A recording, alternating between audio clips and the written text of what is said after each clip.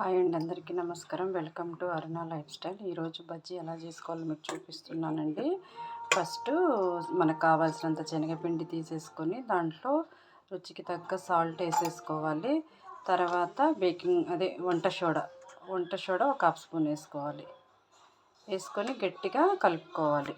Water వేసేసుకొని మంచిగా ఉప్పు ఇదంతా కలిసేటట్టు కలుపుకొని మనము కొంచెం మరీ లూజ్గా కాకుండా మోయినంగా బజ్జీకి పిండి అతుక్కునేటట్టుగా అంటే కాస్త గట్టిగా కలుపుకోవాలి. మరి జోరు చేసుకుంటే మనకి బజ్జీ మీద పిండి నిలబడకుండా సన్నగా వస్తాయి అన్నమాట.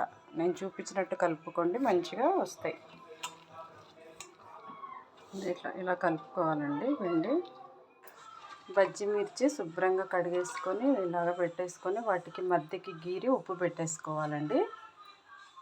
ఇట్లా అన్నీ మధ్యకి గీరుకొని ఇలా ఉప్పు పెట్టేసుకోవాలి. శుభ్రంగా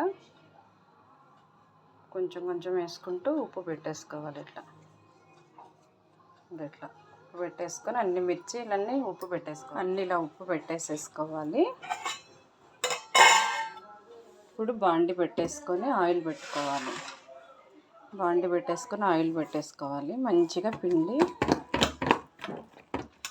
ఉండలు లేకుండా మంచిగా కలిపేసుకొని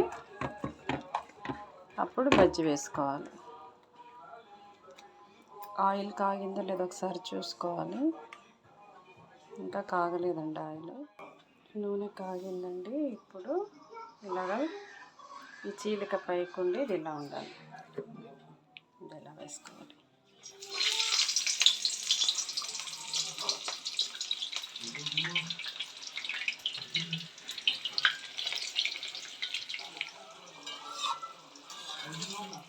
చూడండి, ఇలా ఎర్రగా వేగినాక తీసేసుకోవాలి.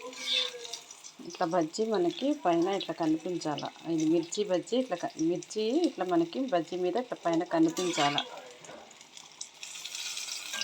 ఇప్పుడు వేగిపోయిందండి, తీసేసుకోవాలి. చూసారు కదండి, మిర్చి బజ్జీ ఎలా చేసుకోవాలో నా స్టైల్లో చూపించాను. మీరు కూడా చేసుకొని ఎంజాయ్ చేయండి. మరి ఒక వీడియోతో కలుసుకుందాం. Bye bye.